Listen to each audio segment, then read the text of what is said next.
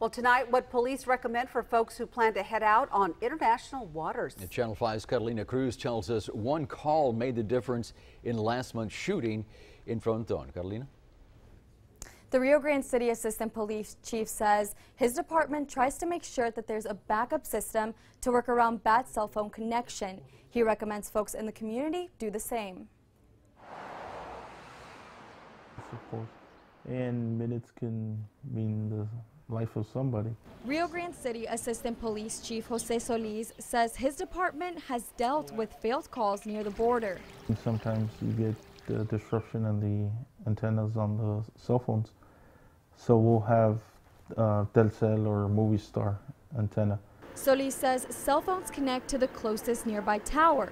If you have a provider that prevents international calls, your call will not go through.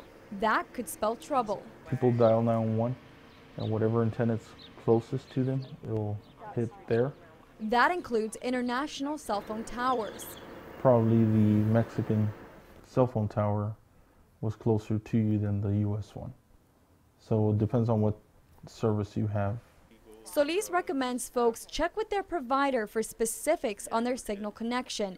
He adds, taking preventative measures before heading on international waters could make a difference in an emergency situation.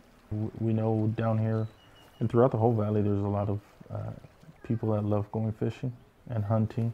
They go out towards the riverbanks. Let your family members know, or let somebody know where you're headed to.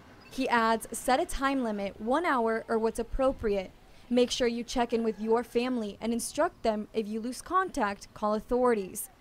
Solis says having an area to pinpoint gives his department a location to start their investigation in case you come face to face with danger.